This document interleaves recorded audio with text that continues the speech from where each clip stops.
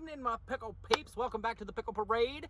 I promised you yesterday that I would make you a video of information about cheese because I'm in Wisconsin and I feel like it is necessary to pay homage to the state of Wisconsin because they make an amazing product. I am a big fan of cheese. As you'll soon be able to tell, I'm a big fan of cheese. And I'm not gonna lie, y'all, I have an awful habit of looking at the screen of my phone.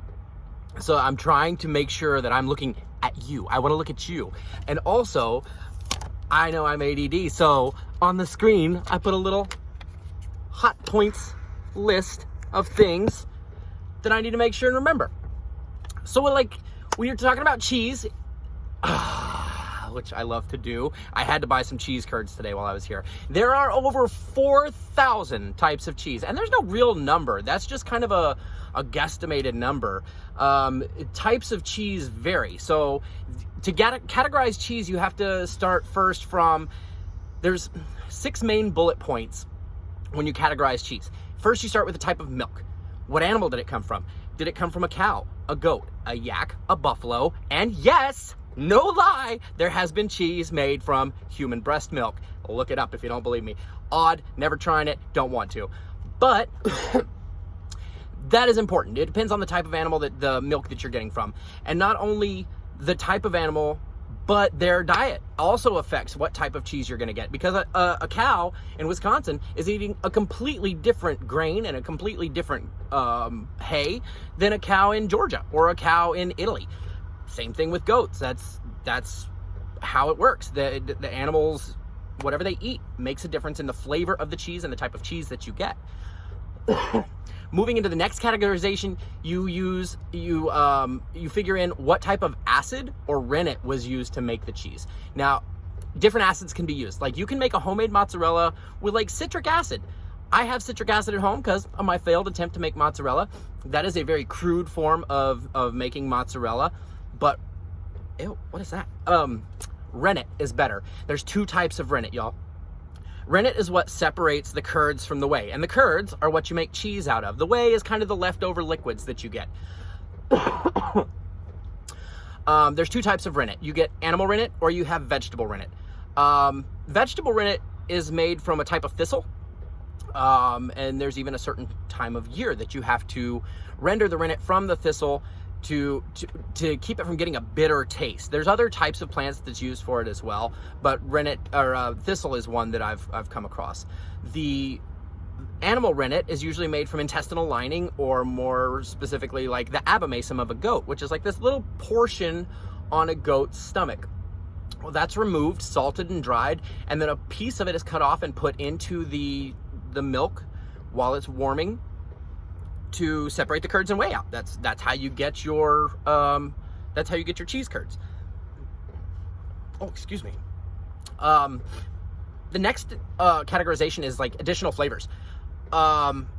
It depends on how they wash the cheese. If they're using a brine, if they're using a salted brine, you're gonna get a saltier flavor. You're gonna get a whole different flavor. There's all different types of washes that you can use on your cheeses. The types of bacteria and mold that are introduced. Blue cheese, that's a mold that's in that cheese. Or ingredients. Oh, ingredients, this is the one I love. If you've never had a dill cheddar or a blueberry cheddar, I would highly recommend it. They're so good, especially with the sweetness in the blueberry into the cheddar. It's so good.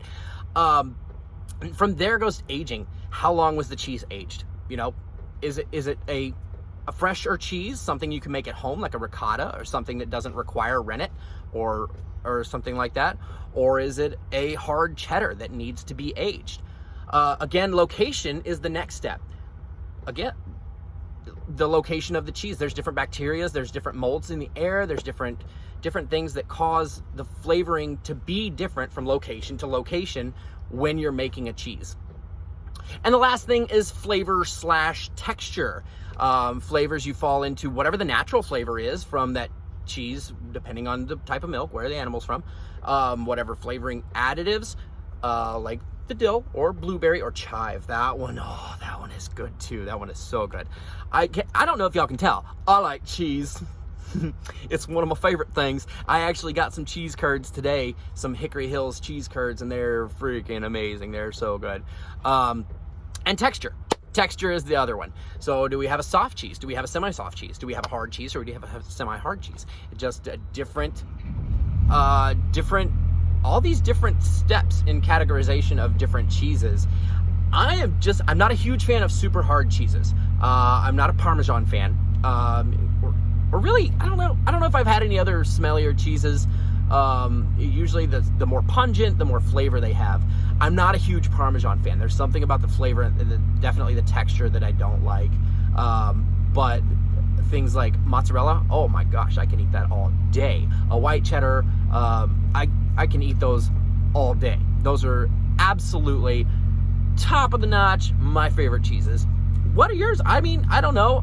There's goat cheese. Oh, it's a soft cheese, but it's so good. If you haven't had a soft goat cheese pizza, you're missing out, folks. You're missing out, because it is so good.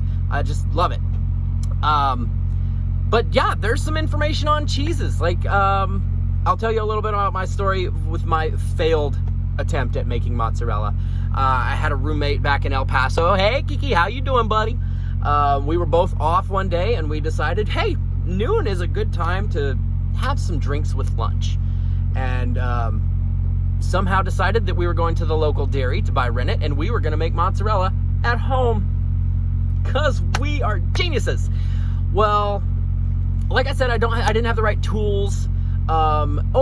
When you're making cheese at home, if you have an open flame, that is the easiest to control and the best to get the right temperature, because it's not a high temperature you're heating the cheese to. It's like between 99 and 104 degrees, like a hot tub. It's very small range, and it's over an extended time to be able to allow that rennet to kick in and separate those curds from the whey, get those proteins together so that it makes the curd. I didn't have a cooking thermometer. Hey, but I had, you know, the little $1.99 thermometer that you get when you're sick and you stick it under your tongue. I had it, and it goes up to 104. So I thought, that's gotta work. It did not. It failed miserably. I wasted an entire gallon of milk and a tablet of rennet, and but there was a petting zoo at the dairy farm, so that was a win. That was the win. That was the takeaway from the day, and I got to have wine with my buddy while we were attempting to make cheese. So, not a success story, but I enjoyed it. Thought I'd share it. Whatever, you know, it is what it is. I can't say I'm good at everything. I'm not really good at a lot, but I'm good at a couple things. Baking. Yo, I will bake, y'all. I love to bake. Jan, you better tell him I love to bake. But yeah, that's all I'm gonna go through. There's nothing big that happened in the truck today. It was just a very short drive. I made it over to Madison, Wisconsin. I got here, stopped. I'm gonna be doing some laundry here shortly, and wanted to tell you about cheese. Well, there you are. Until next time, love you, miss you.